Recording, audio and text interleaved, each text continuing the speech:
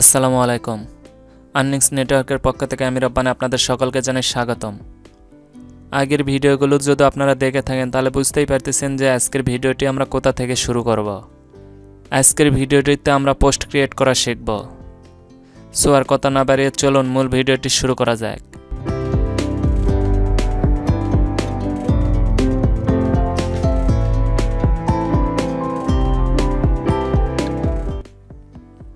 শুরুতে আপনাদের জ্যাম সফটওয়্যারটির মাই অ্যাপাসার এবং মাই স্কেল অপশনটি চালু করে নেবেন এবং ওয়ার্ডপ্রেসটি লগ ইন করে নেবেন।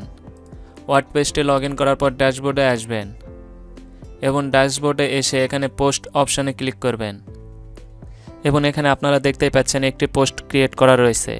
আমরা নতুন আরেকটি পোস্ট নিব। নতুন পোস্ট নেওয়ার জন্য পুনরায় অ্যাড নিউ অপশানেতে ক্লিক করবেন। অ্যাড নিউয়ে ক্লিক করার পর আপনাদের সামনে এরকম একটি ইন্টারফেস ওপেন হবে। প্রথমে এখানে আপনাদের পোস্টের একটি টাইটেল দেবেন। আমরা পোস্টের একটি টাইটেল দিলাম। এখানে আমরা একটি ফিউচার ইমেজ দিব।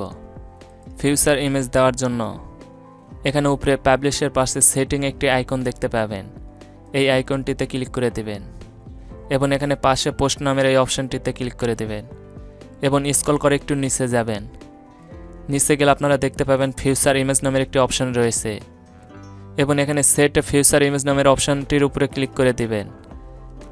সেট ফিউচার ইমেজ অপশনে ক্লিক করলে আপনাদের সামনে এরকম একটি পপ আপ পেজ ওপেন হবে এবং এখানে আপনারা দেখতে পাবেন ড্রপ ফাইল টু আপলোড অথবা সিলেক্ট ফাইল। আমরা সিলেক্ট ফাইল অপশনটিতে ক্লিক করে দেব এবং সিলেক্ট ফাইলে ক্লিক করলে আপনাদের লোকাল ডিস্কে নিয়ে যাবে। এখান থেকে আপনাদের প্রয়োজনীয় ফাইলটি আপলোড করে নেবেন। আপনাদের প্রয়োজনীয় ফাইলটির উপরে ক্লিক করবেন এবং ওপেন অপশনে ক্লিক করে দেবেন। তাহলে আপনাদের ফাইলটি বা ইমেজটি আপলোড হয়ে যাবে এবং এখানে আপলোড হওয়ার পর আপনাদের প্রয়োজনীয় ইমেজটির উপর পুনরায় একটি ক্লিক করবেন এবং এখানে নিচে দেখতে পাচ্ছেন সেট এ ফিউচার ইমেজ এই অপশনটিতে ক্লিক করে দিবেন।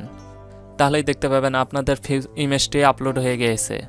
এবার আমরা এই পোস্টটি পাবলিশ করে দেখে নেই। পোস্টটি পাবলিশ করার জন্য এখানে উপরে পাবলিশ অপশানে গিয়ে একটি ক্লিক করবেন।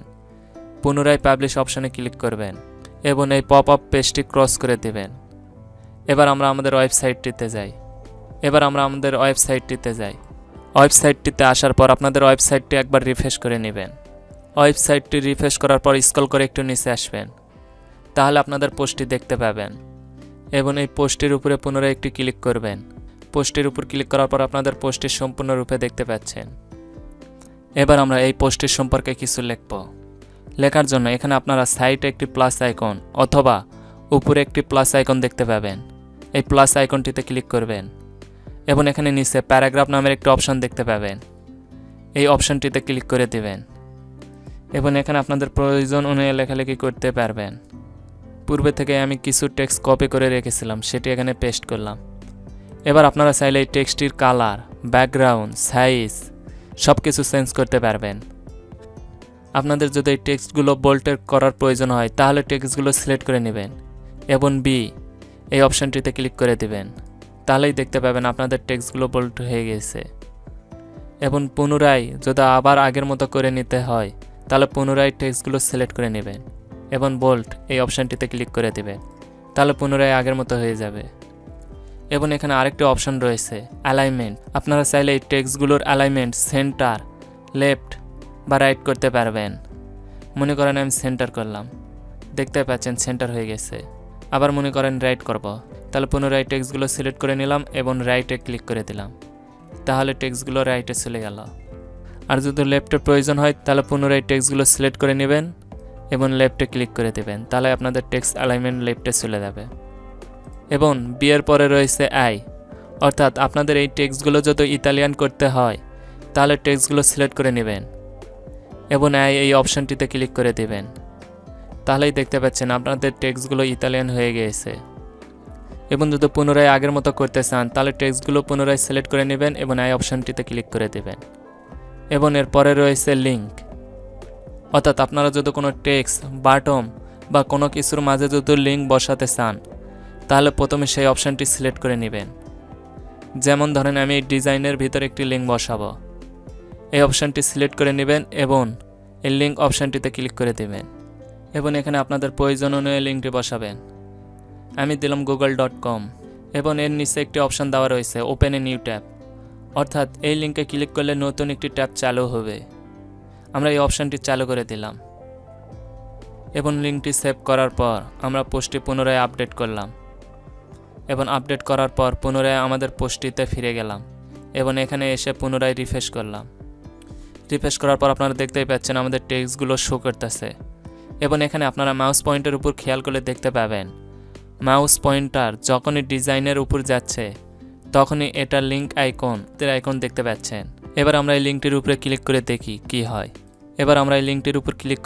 হয়। লিঙ্কটির উপর ক্লিক করার পর আপনারা দেখতে পাচ্ছেন একটি নতুন পেজ ওপেন হচ্ছে। এটি হচ্ছে ওপেন এ নিউ ট্যাব, অর্থাৎ এই অপশনটি চালু করে দিলে অটোমেটিক একটি নতুন ট্যাব চালু হবে।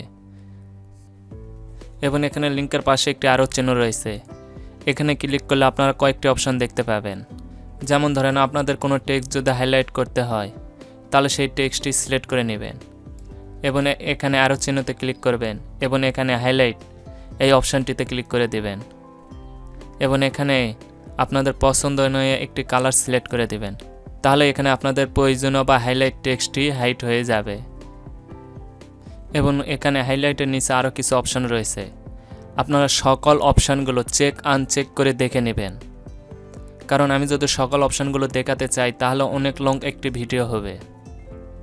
অর্থাৎ আমি গুরুত্বপূর্ণ কয়েকটি অপশান আপনাদেরকে দেখিয়ে দেব এবং এই অপশানগুলো অবশ্যই আপনারা চেক আনচেক করে দেখে নেবেন, এতে আপনাদের প্র্যাকটিসও হয়ে যাবে এবং শেখাও হয়ে যাবে। এবার আমরা একটি নতুন ব্লগ নেব।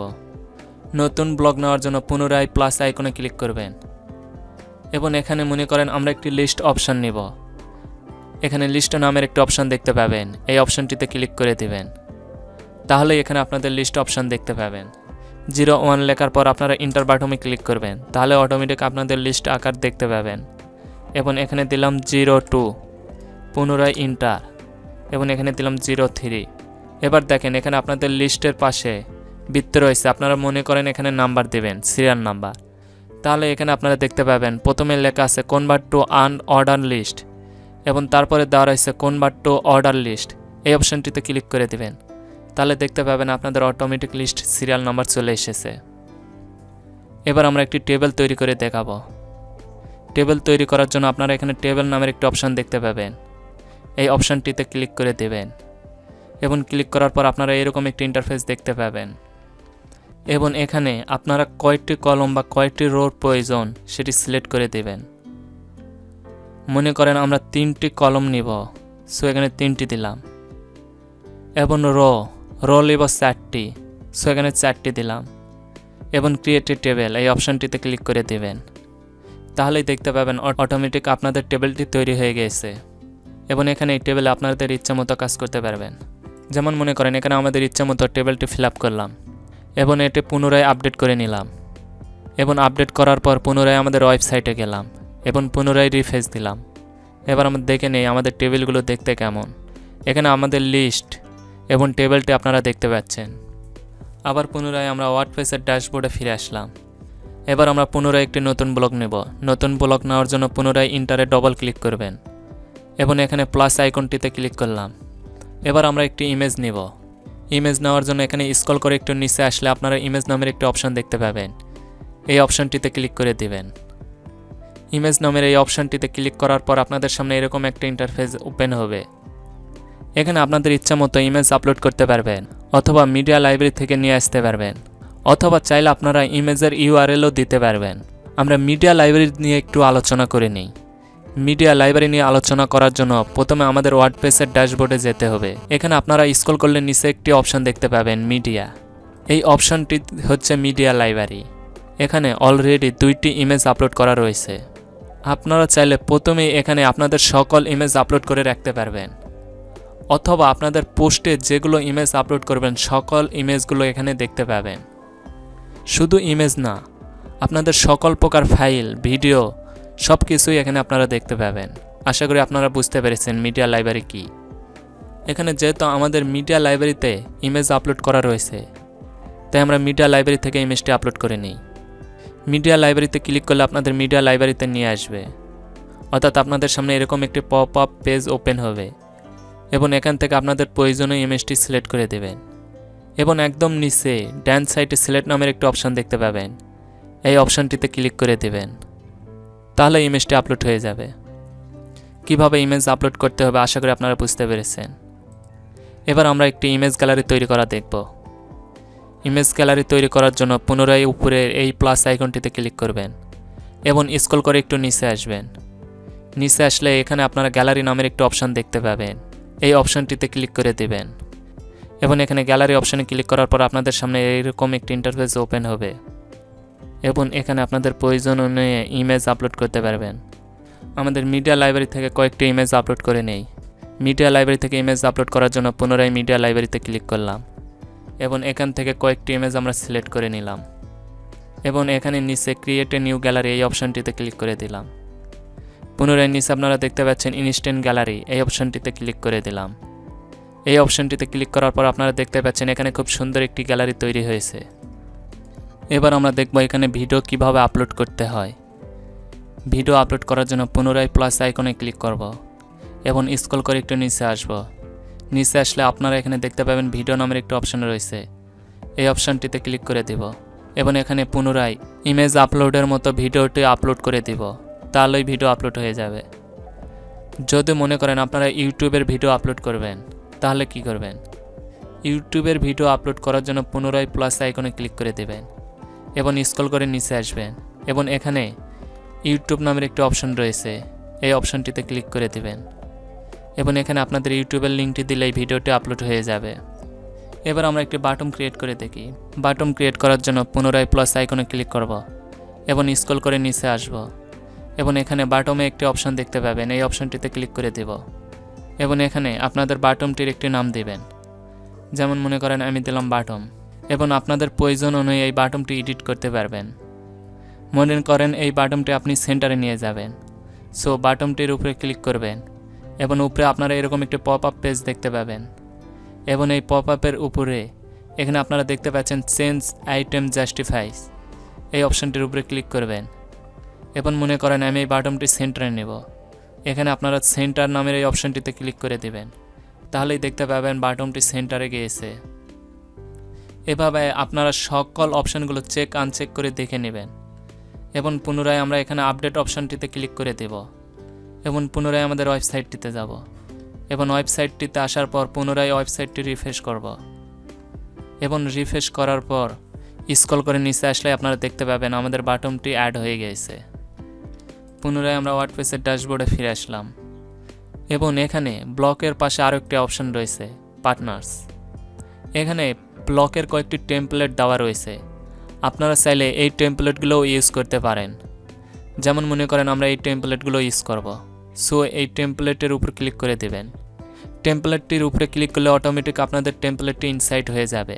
আমরা দেখে নেই এই টেমপ্লেটটি দেখতে কেমন। এই জন্য প্রথমে আমরা পোস্টটি আপডেট করে নেই এবং আমাদের ওয়েবসাইটটিতে যাই এবং এখানে পুনরায় ওয়েবসাইটটি রিফ্রেশ করি এবং ওয়েবসাইটটি রিফ্রেশ করার পর স্ক্রল করে একটু নিচে আসি। তাহলে আপনারা দেখতে পাবেন আমাদের টেমপ্লেটটি দেখতে কেমন। আশা করি আপনারা বুঝতে পেরেছেন। এখানে পোস্টের মাঝে অনেক অপশন রয়েছে। সো সকল অপশন দেখানো সম্ভব না। আপনাদের কাজ হচ্ছে এই সকল অপশনগুলো আপনারা চেক আনচেক করে সকল অপশনগুলো দেখে নেবেন। এতে করে আপনাদের প্র্যাকটিসও হবে, শেখাও হবে। আশা করি আপনারা বুঝতে পেরেছেন। আজকের ভিডিওটি এই পর্যন্তই। ভিডিওটিতে যদি কোনো কিছু বুঝতে অসুবিধা হয় তাহলে কমেন্ট বক্সে কমেন্ট করে জানাবেন অথবা আমাদের ফেসবুক গ্রুপে পোস্ট করতে পারেন। ফেসবুক গ্রুপ লিঙ্ক ডিসক্রিপশন বক্সে দেওয়া রয়েছে। এছাড়াও বন্ধুরা, আজকের এই ভিডিওটি যদি আপনাদের বিন্দু মাত্র উপকারে আসে এবং ভালো লাগে তাহলে একটি লাইক করে দেবেন এবং বন্ধুদের মাঝে শেয়ার করে দেবেন।